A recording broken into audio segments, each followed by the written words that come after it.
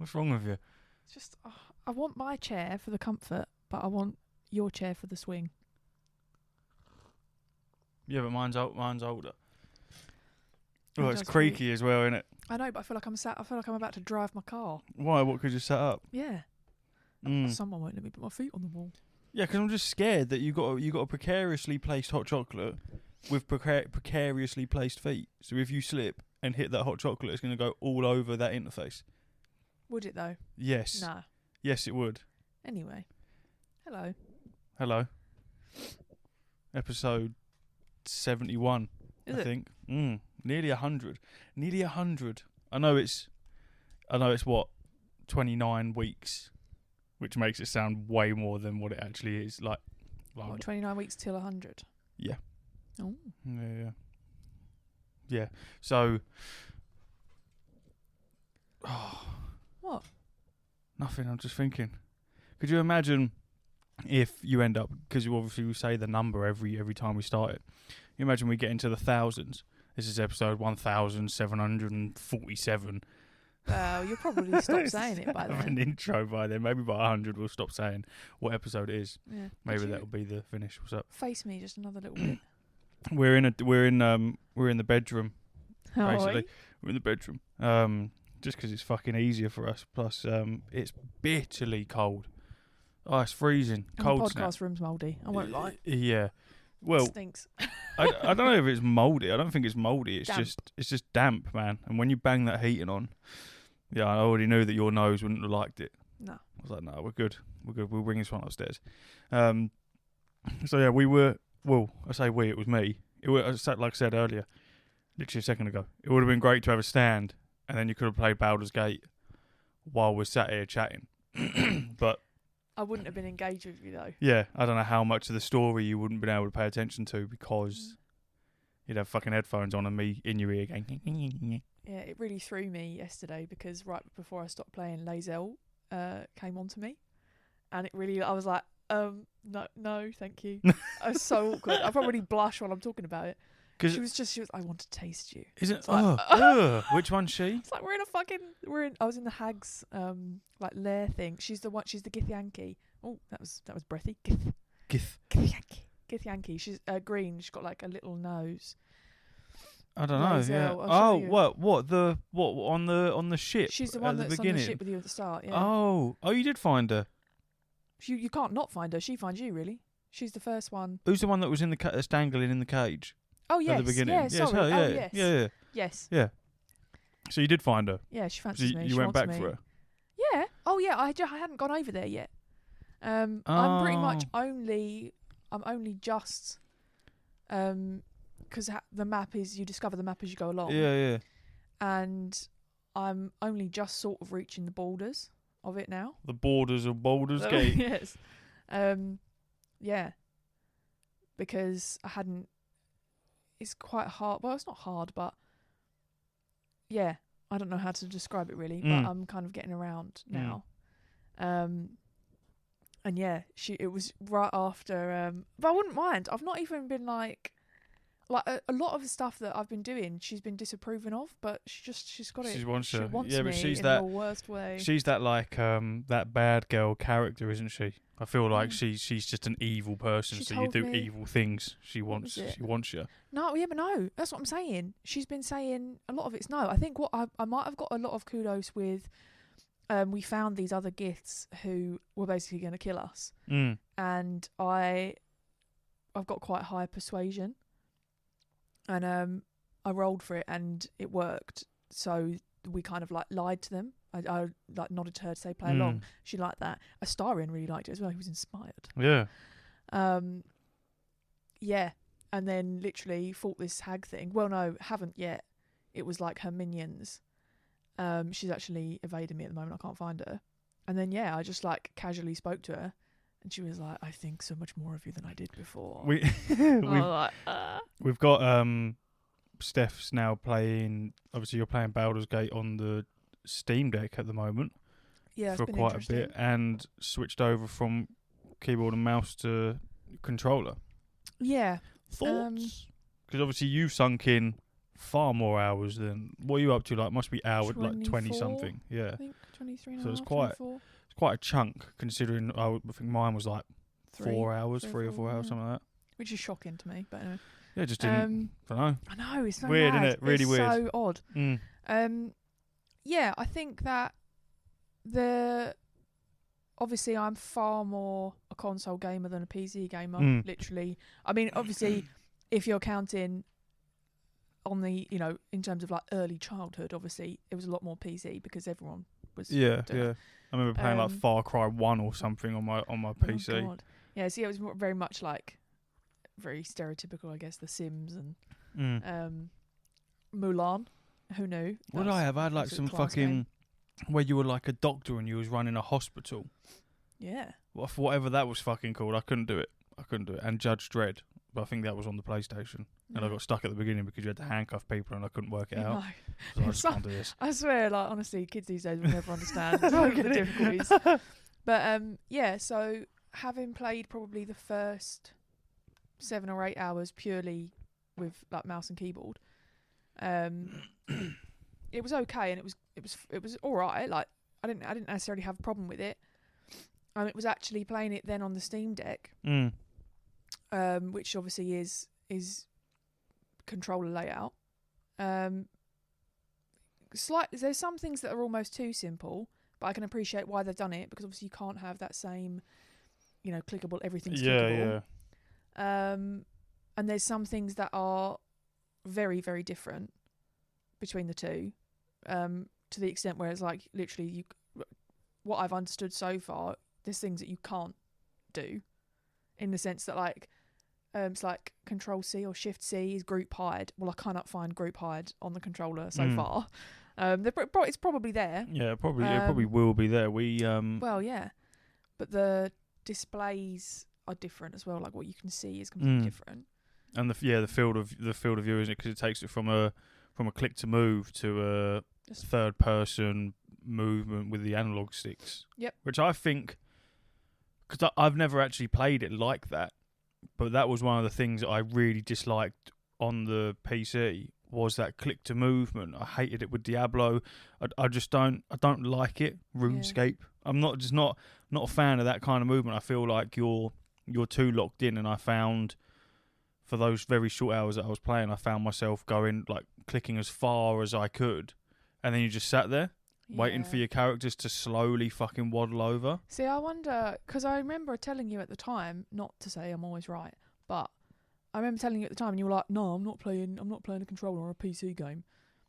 And actually, I think potentially that could have maybe swung it for you. Yeah, I don't know why, because the times when I've played a game with controller on the laptop, but for some reason it just feels dirty. I don't know why. It's not about it not feeling good. It just doesn't feel. It feels odd. I think because the screen's smaller than the telly, and I'm so used to playing. Sat right up to it. I was having a great time yesterday. I had my hands under the blanket. Not in that way. I mean, excuse me. With the controller, obviously. Yep.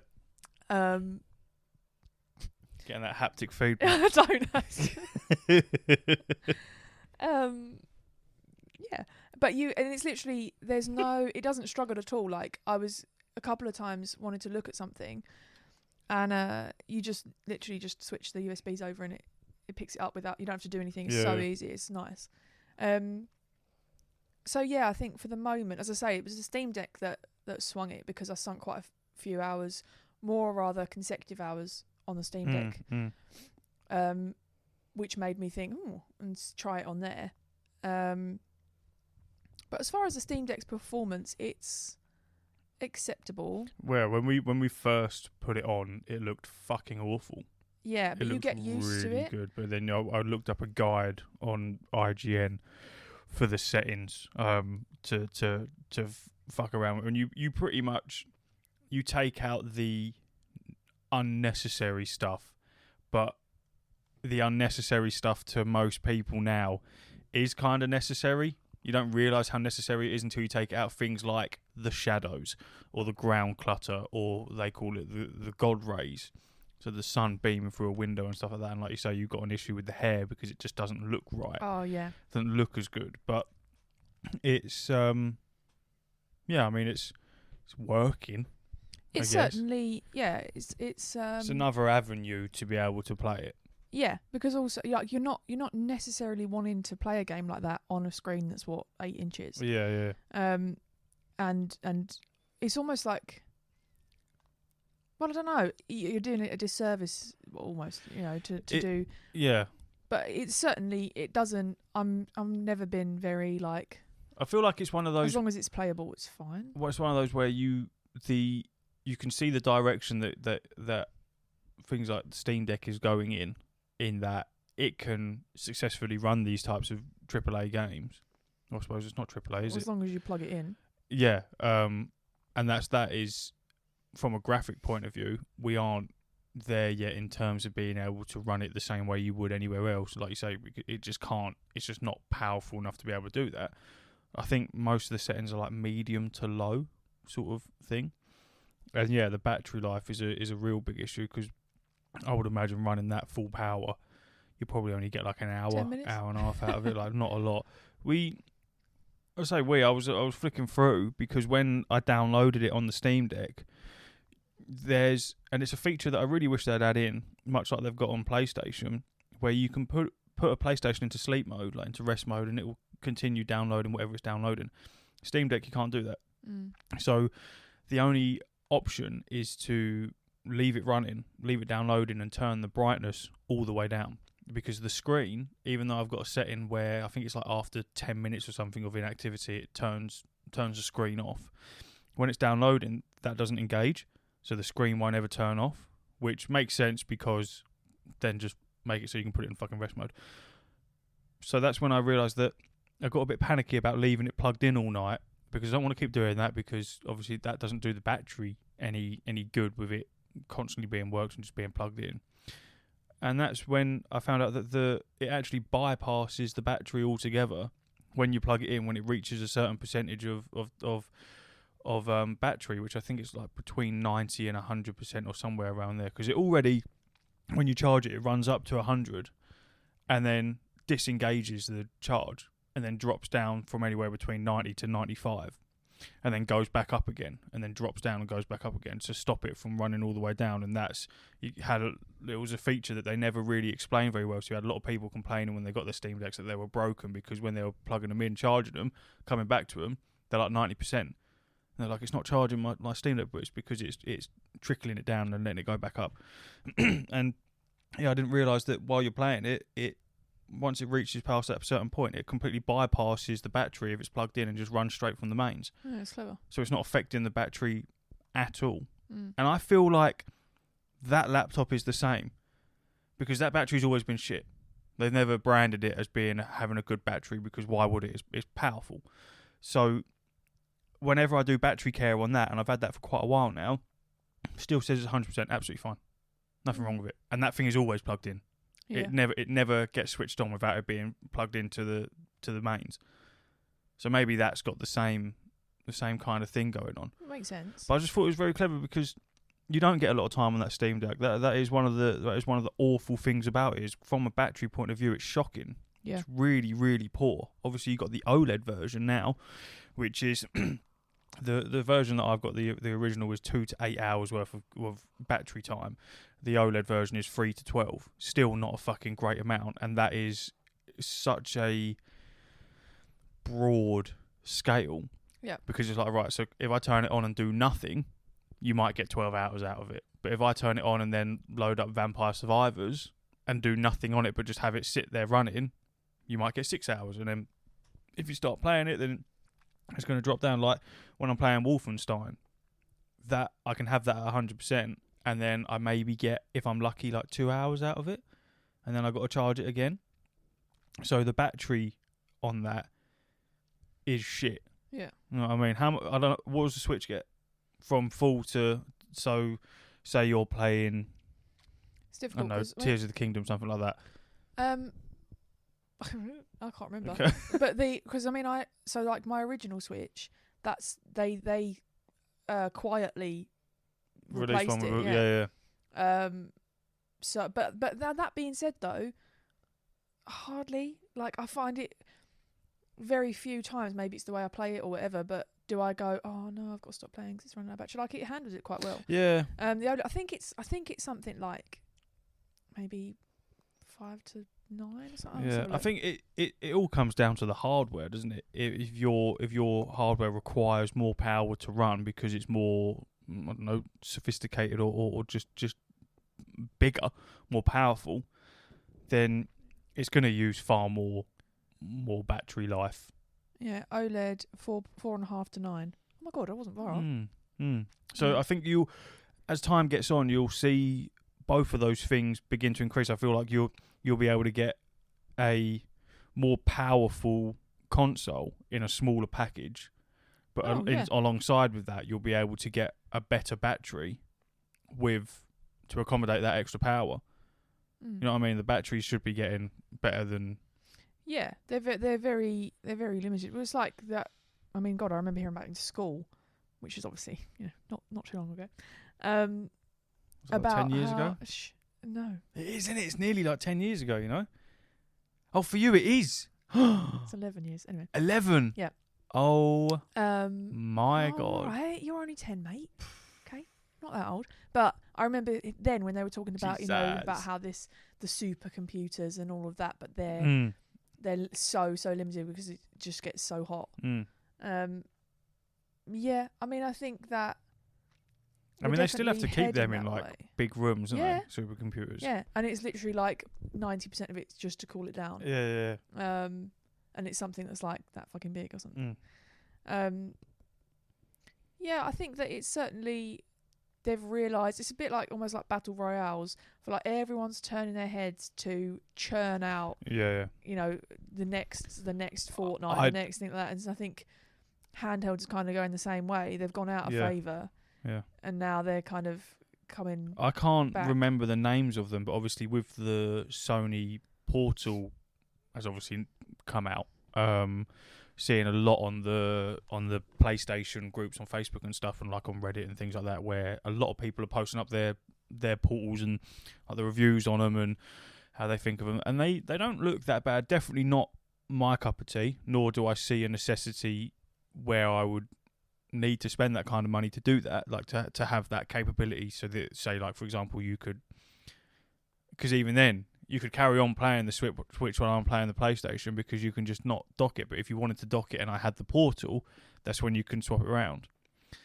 But it's like it's a big expense to want to do that. It's more for, I feel like, the family type of scenario where you've got your partner, you've got a couple of kids that like the that's where it's kind of marketed at. Oh, it's the Wii U 10 years later. Yeah, which but I don't. From what I've. Honestly, justice for Wii U. From what I've gathered, the reviews on it are quite decent. I know there's like connection issues and things like that. But alongside that, with people posting up their reviews and how they feel about it and all that shit, you get a lot of people, one, who are just posting stuff to rip the shit out of it for the sake of ripping the shit out of it. And two, a lot of people posting up their handhelds saying, well, I've just got this, I'll just cast this, blah, blah, blah, this is better. But the amount of different handhelds that I'm seeing that I never even heard of, and like I say, I can't remember the names of half of them. Like obviously you've got the SteamDeck, you've got the ROG, you got the. It's actually ROG. The ROG. Why would you call it that? Well, the other one I can't remember.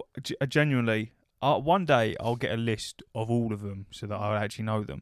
But I've just seen recently some proper off-brand ones that I've never heard of. That are obviously some kind of competitor to the big rivals. It's cool to see the difference and the variety of handhelds, but it's like who's gonna win? Someone always has to come out on top, don't they? Yeah. It's that innovation that I spoke about ages ago, like a good couple of months ago, when I was saying you'll see more and more handhelds coming out. And you'll see more and more people going, well, that's a good idea, we'll use that, but we'll tweak it into this, and then we'll do that, and we'll do that. So it's who's going to come out with the one that overall is the best, is what I'm interested in. I don't think there's such a thing, because your opinion of what's the best and my opinion of what's the best. I suppose if you're talking in terms of, like, sales yeah, or something maybe, like that, but yeah. But even then, that fluctuates. What gets it one year won't get it the next. But it's the same with like VR. And shit like that. That feels like a world where we were so involved with it, and now, not a fucking clue. Not a clue. What is it? Meta Quest 2, 3, 2, and then you got the VR 2, Oculus, whatever. Yeah. There's loads of different ones. It's a whole. There's a couple of people that I follow on TikTok that are gamers, and a couple of them have switched over to just doing VR stuff only. It's so alien to me, like so alien. People playing multiplayer games, but in VR. Because all I can remember is when we first got it, and I played that demo game where you was in space in that like mecha suit, bouncing around from planet to planet, and how fucking grim I felt after that. Your brow. Jesus Christ, that was horrible. 5-year anniversary. It's 5 years. Of that, yeah. Yeah. Congratulations. Thank you. That's the thing, the motion sickness. But then I enjoy what's it called? Beat Saber. Beat Saber, yeah. But I think I'm pretty sure we've said it on the pod before, where it's like that.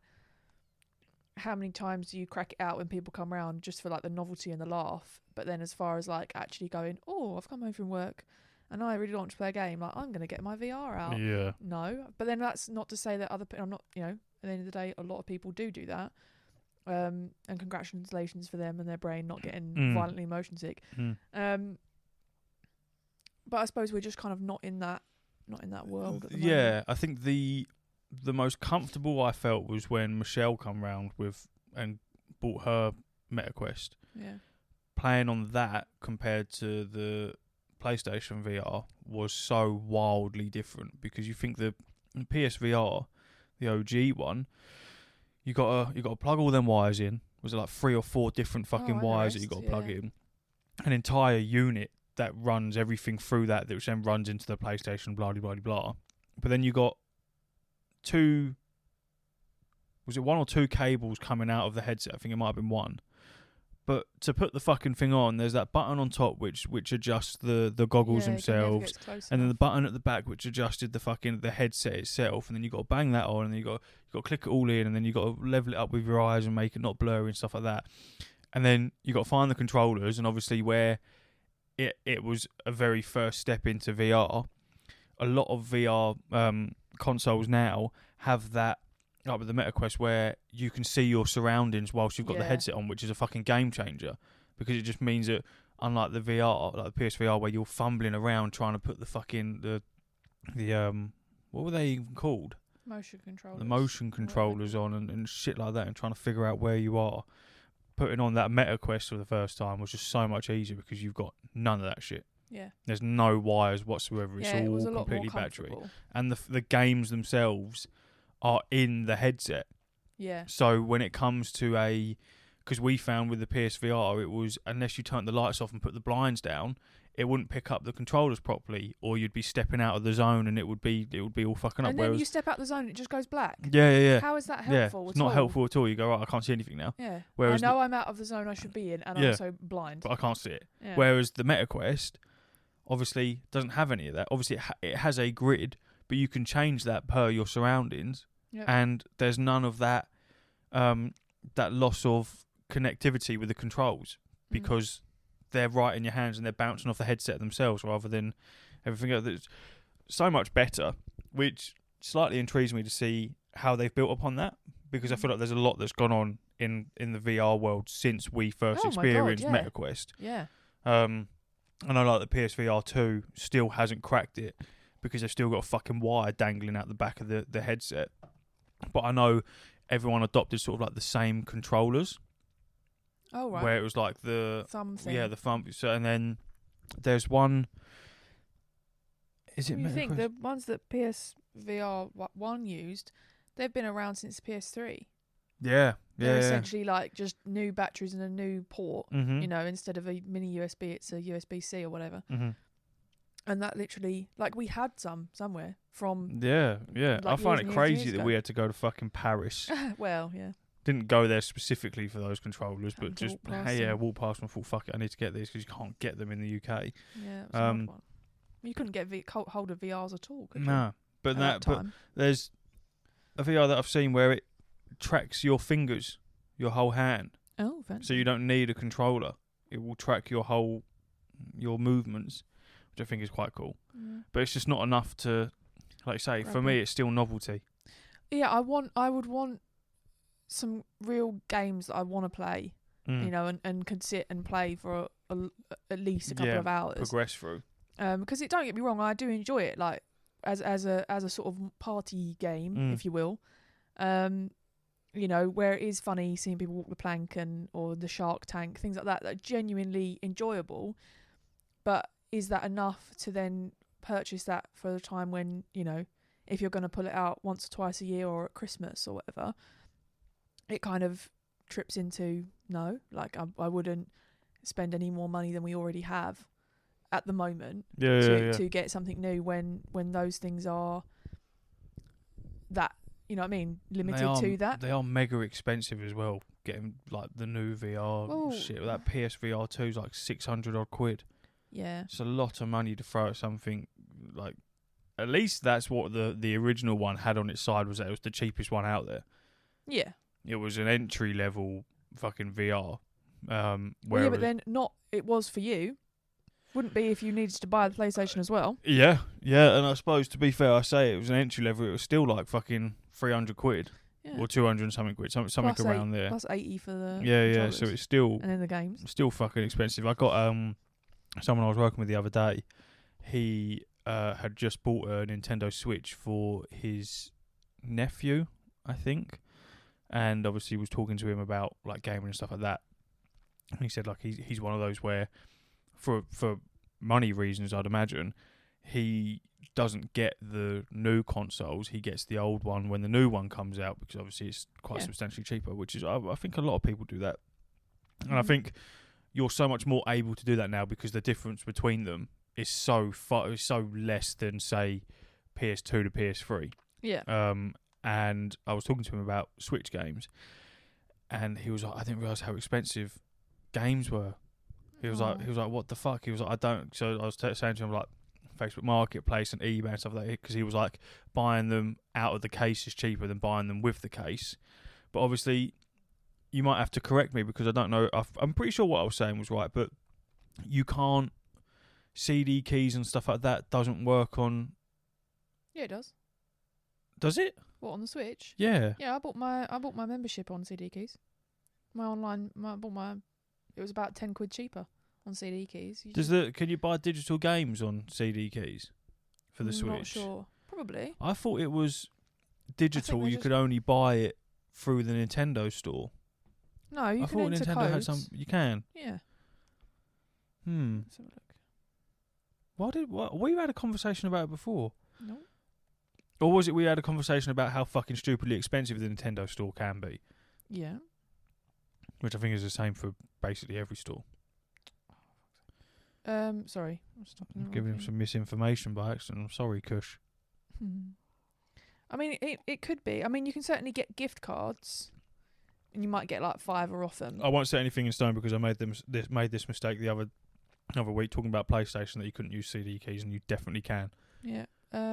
Yep, you can. Just Dance, Nintendo Sports, Animal Crossing, Mario Kart 8, Mario Brothers Wonder. Yeah, fair enough. Yeah. Fair play. I don't know where you got that from, kid. I just don't know what I'm on about. No. Well, I just want to interject at this point. The last time I was on the pod, I was speaking to someone, you might know him, who said about how he wasn't going to play WoW and how nothing was going to drag him back into it until they release, all of the new stuff. He was very, very adamant about this fact. Is it clear? Good to say fact? Yeah, it was a fact. Some may call it a fact. Do you know who that might be that I was talking about? Because it's certainly not the man I'm sat in front of right now. You, who has been sinking? What would you say is between now and that pod? Which was what? Did you immediately re-download it after that pod, or was it the day after? Can't remember. I think it might have been that same day. Yeah. It's nice to see the front of your head. Yeah. I'm looking at the fucking back of it. for 3 weeks. Yeah. What can I say? What can I say? An addict. There's a fantastic community there. Oh my God. No, I've No, got. hang on, wait. So what have you been playing lately, Reese?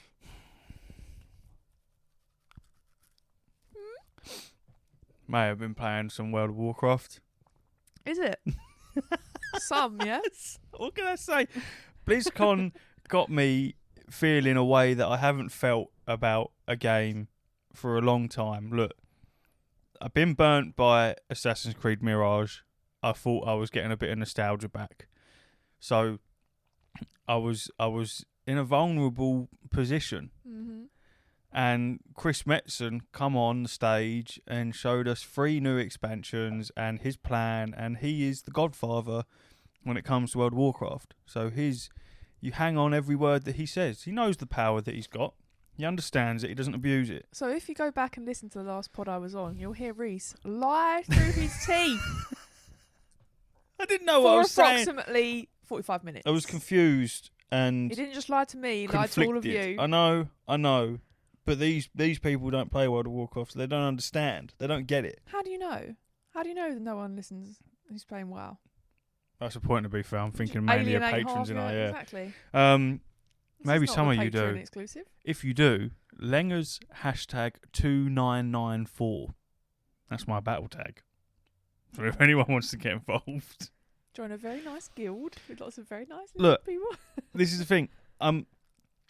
Obviously. No, I would like to interject. Hang on. Go on. I'm happy for you. You know what I mean? Like, Thank you're you. never as happy as you are saying wow. That came out wrong as well. But no, it's nice. It's Your little Discord and whatever. I Yeah. don't. That sounds so patronising, but I don't mean it in a patronising way. I mean No, I know. it's a really cute. I know what you mean. I get it. It's a. I don't know. It's like a drug to me. Well, I've played this game for so long, and have always pretty much been a solo player. I've been lone part. wolf. Yeah, I've been part of guilds where we've done some raiding, and things like that. But when it comes to day-to-day playing, doing dungeons, quests, and things like that, very solo, very on my own. And the last couple of expansions, that felt genuinely lonely because that nostalgia side of it is gone, and you just find yourself grinding forever and ever on your own, and you get burnt out. So when I've joined this guild, I thought what I've normally done in the past is when I've joined guilds and stuff like that, much like how Ash works, is you join these communities and then you sit to the side and you just observe, but you still feel lonely because you're not interacting with these people. So you've just joined a group, but you're in a different building. Like it doesn't. You might as well just not fucking joined it. And when I joined the guild that's aptly named Hoofs and Hoes, I was like, well, let me put myself out there a bit more. What's funny is that they don't know I do a podcast. Is it? Yeah, I haven't told them that I do this. It's probably for the best when you were slagging off what we won't mention. Quite possibly. Which I'm so terrified about if they find out, because me and him get on pretty well, and I can't remember how harsh I was being on that podcast. I know I was getting annoyed, and I still do get annoyed. But we're just different play styles. But it's in other words, he's good and I'm not. It's now that I've put myself out there and I speak to these people quite a lot, and obviously interact very, very much on the Discord, and get involved with people doing dungeons and doing raids like we're raiding today. It's a different feeling because it's very almost wholesome. Yeah. You feel like you're a part of something, much like this podcast, where quite a few people listen now, and a lot of people at work listen, and you have that interaction not just from a friend point of view, but from a podcast, what's the buttons community type of thing. So it feels very much like that, where I know that I've always got people that I can interact with. And before this patch come out, so the update previous, obviously we did the latest raid, did it on normal mode and then did it on heroic, where you get ahead of the curve, and then it sort of just dies down. You hit the rating that you want in Mythic Plus, you sort of hit a ceiling as such, and then quite naturally everyone just dissipates and you go off and you do your other things and you play other games, or you just do other stuff for like 90% of the people in this guild. And that is exactly what happened, and the Discord was like silent.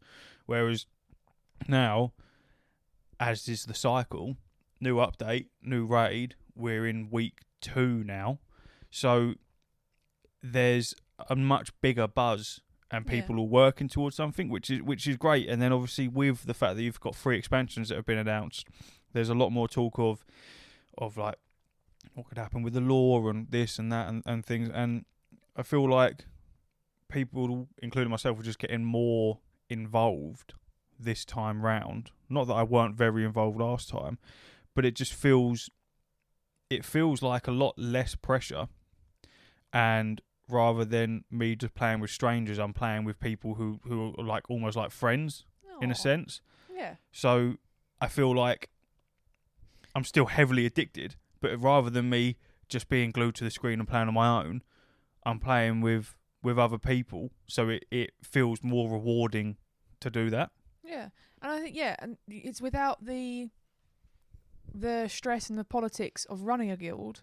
Because I feel like you had that similar community, but it was also, again, we've said on the pod plenty of times, that you were coming home from work and going back to work. It was a the job. Buck was stopping with you, and it just wasn't healthy. It was a job. And it sounds, I think, arguably. Whereas go on.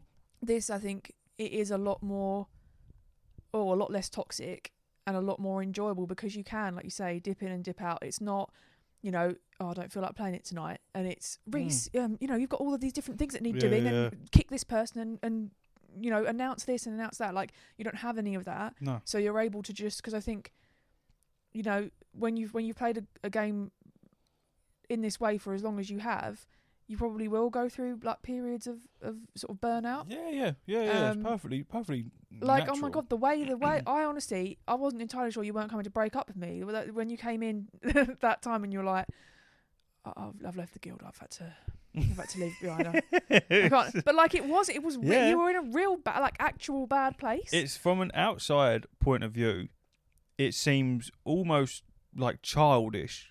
I would imagine I don't think so. No. If you've never experienced something like that, if you're not into gaming and stuff like, because what it is it's a hobby. Gaming's a hobby. World of Warcraft is a hobby. Yeah. But when you love it as much and you've spent that much time and interacted with it as long as someone like myself has, it goes from still remaining a hobby, but it means something to you, which I think gaming for us and for other gamers, that's how it feels. It's a hobby, but it is.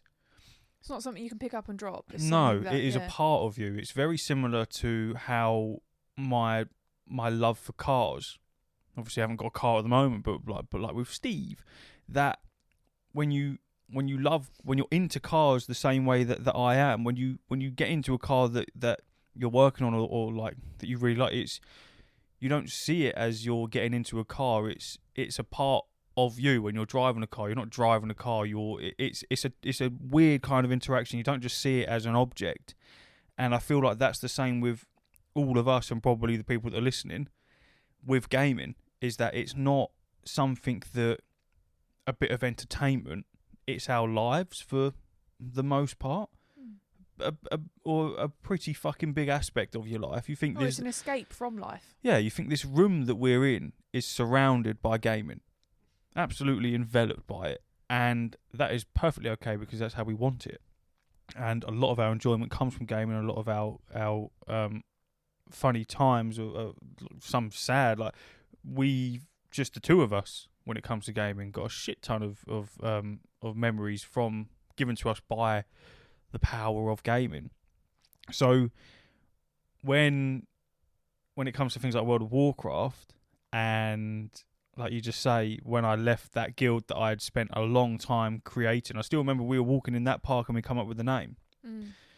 And Call of the Void, by the way, the Call of the Void, a very cool name.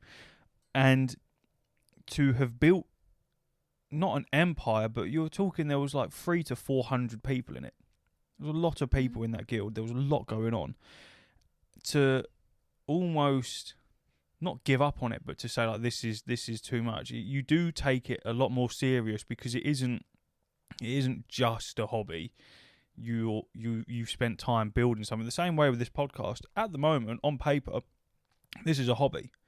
On paper, to me, it's such a big part of my life now, and probably yours and Ash's and anyone else that is listening. But the people closest to us that are involved with this podcast, it's not just a hobby. No. You know what I mean? Like, I want to go on. I was just thinking about how in all of our email correspondence with solicitors and brokers, lenders, Reece has been signing off his emails as, what is it, co-creator and editor of What's the Buttons podcast. What is it, Shaq?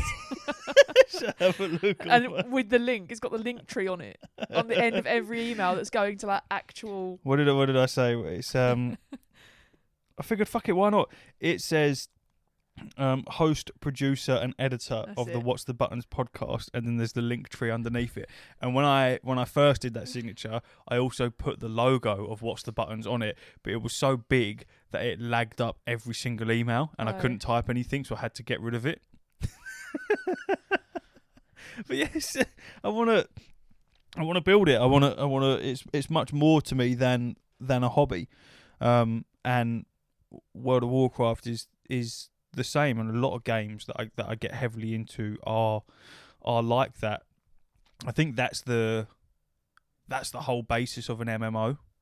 That's what they're designed to do, is to make you feel like that, because it's a longevity thing. Yeah. They're designed to keep you playing. It's obviously doing it very fucking well. So yeah, when you talk about the guild that I left, it's upsetting for me because of the amount of time and effort that was put into it and the people that I met through it and blah blah blah, and then it to essentially just crash and burn and no longer exist. Like, I think I can't even remember the people that I gave the guild to, but they changed it to like furry something.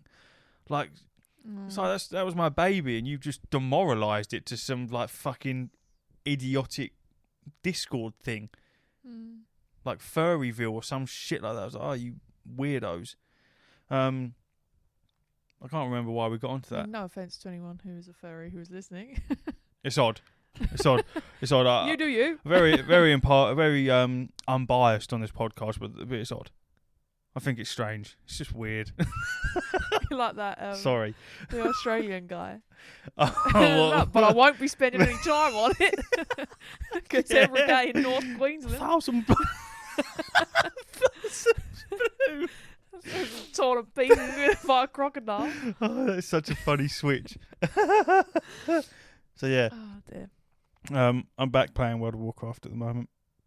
Yep. It is what it is. It is what it is. I won't hide from it. It's just how the cookie crumbles, mate. It's how the cookie crumbles. I'll run dry. Don't know about you. So yeah, I can't think what else we need to cover. I was trying to think of sort of like gaming. There was a game that I saw. I was talking to Ash about it the other day, and for the life of me, I can't remember, which is quite bad. But it is apparently a mixture between The Division and DayZ. Right. Oh, I can't remember what it was called. It comes out on the 7th of December, I believe, or is that beta? Either way, you'll be able to do something with it on the 7th of December, and it just very much looked like The Division 2, but with zombies, but with the DayZ infantry and some aspects of like survival side of it. You've been playing Lethal Company, haven't you? Yeah, shit. Yeah, Lethal Company. Did you speak about it last week? I haven't listened to last week yet. Sorry. I think I did for a little bit. It's just hilarious, man. So funny. Me, Connor, and Brandon played it the other day. Brandon hacked it, basically. What he done was both hilarious, but also sucked the fun right out of it at the end, because I'd imagine from a, you know how when Tears of the Kingdom come out, and you were seeing all those really cool fucking structures, and people were building this mega cool shit, and at first you thought, fucking hell, that looks sick that I can do that, and then you realised, no, they were glitching it, and they were fucking exploiting certain aspects of the game to get to get whatever it is. What was it you need to make them? Like Zonai battery cells. Yeah, to make these giant constructs and everything. And it's kind of like, right, okay, so I'll never be able to do that then. Yeah. That's great. And I feel like I've had the same experience with watching streamers and stuff and people on like TikTok and shit like that play Lethal Company, where at the beginning it's been how you could normally play it. And then now we're starting to get like clips through where there'll be like people with loads of money where they've bought a shitload of stuff, or there's like way more enemies than there normally is, or there's different things that people are able to do, and you're like, well, how much time are they investing in doing all of that? And then when me and Connor played with Brandon, we realised that actually with like 3 people you can get quite a bit done in terms of like getting scrap and getting money and shit like that. But then Brandon went onto Little Terminal and like gave himself like infinite money, and then like adjusted how high he jumps, so he just jumps into the fucking sky and things like that, and gave himself like God mode and all that type of stuff. And that's when it finally clicked to me. I was like, shit, like maybe some of the clips I've been seeing, that's what people they've been doing that, because there's no way some of the stuff I'm seeing is like, you'd have to invest some serious time into getting to the point that they're at. And I think it's like when me and Connor were playing it and we had the walkie-talkies, and obviously when you die, because of proximity chat, you can't hear the other person if you stray too far, whatever, but definitely if you die, you cannot hear that person anymore. If you're dead, you can like, yeah, there's no verbal interaction. And the way me and Connor got around that was we went onto Discord and then changed it to push to talk, so that if one of us died, push to talk and you can still talk to them. Realised that took the fun immediately out of it, because you were no longer on your own. Yeah. There was no more silence. It was you could talk over the Discord. So we stopped that. It was like, right, we won't do that, because it completely negates the fact of buying walkie-talkies and using them and worrying about the battery. So we cancelled that out. With Brandon essentially cheating, it's both funny, but at the same time, it wears off very quickly, where you're like, oh, actually, don't get me wrong, Brandon, because I know you'll be listening, I'm not digging you out, it was hilarious, but you couldn't play the whole game like every session that you jump in. You couldn't quickly go on the terminal and then give yourself an infinite amount of money for like a streaming purpose, for creating clips and content. It seems decent because you can quick fire, but for genuine fucking around and playing with your mates and getting shit scared, that cheating side of it, for me, and I think most people, it's just not worth it. Brandon, if we jump on it again, don't do any cheats, mate. You hold off from that.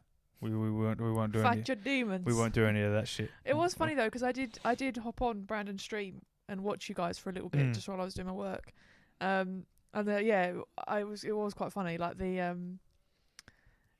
they'd both died and you were running around, so they could talk to each other, but you couldn't hear them. Yeah. And it was just quite funny hearing them two being like, "Oh no, he's gone too far." Yeah. And then you going, "Oh, I'm fucked." Oh no, like that. And then they were like, "Yep." It was just quite funny. It was quite entertaining to watch you guys playing. I think I'm very hyper aware that when I'm playing games like that, I can get very loud. So I find I diminish myself a bit. So whether that takes away from it for myself or not, I'm not entirely sure, because there's definitely times when I know that I could hit the roof and scream, which makes it funny on the other end. But when you're the one that's fucking sat behind me in a nice quiet room, yeah, it doesn't really work. You know what I mean? If you're in your own place. Well, if that's you holding back. Yeah, definitely, 100%, 100%. When I was, I don't care. I don't give a shit. No, I think you would if I was probably screaming. You haven't heard like OG me and Mark on Rocket League or Dead by Daylight. No. When there's no one else in the rooms, you haven't. I'm telling you. Okay. Full on fucking, or angry Elden Ring, Reese, when no one else is in the room. We've all heard the clip of me snapping a headset. Oh, God, yeah. Fucking hell. Obviously those times are done. But yeah, it's I feel like for £8, it's Oh, Oh god, it's cracking. I'd love to know how much money they made. I wonder if, because obviously with the powers that be and the way that we're positioned, we can go straight onto the laptop. Oh, I'm really gassy. Oh, great. Like I've got. No, sorry, the foot in the mic. It's them fucking. If I guess my fart. Why is it that? Oh, don't show me Baldur's Gate. I just wanted to see the. Here we go. The reviews on it, overwhelmingly positive. Fucking hell! So when I downloaded it, it was around 3,000. So it's now on 71,000 reviews, which is very decent. I'd just love to know how much money they've received from that. What's the? Because obviously it's not exact. Because I'd imagine that Steam take a certain portion, don't they? But let's say 71,000 is over 500,000 so far, which for an £8 game, it's really not that bad. No. It's not that bad at all. What is it? Still in early access then? Yeah. Oh right. Yeah. Yeah. It's not. It is not fully. But there's no like DLCs or anything like that. It's just funny, man. Just the movement of it is just absolutely ridiculous. But yeah, £8.50. Sorry, Nice. £8.50. I've only done 9.5 hours. It's not bad. It's not bad. So yeah, call it there, eh? End it on a little. If you haven't got Lethal Company and you have the capability to play Lethal Company, I highly recommend it. And if you do buy Lethal Company, shoot us a message, and I'll be more than happy to play it with you because it's fucking fantastic. Now we're heading over To do the Patreon. The Patreon. The episode. Patreon. Which is patreon.com/what's the buttons. Oh, in case you don't know, at some point we can stop saying that. What? Because there'll be too many people on it. We'll be rich. Right. See you later, everyone. Uru.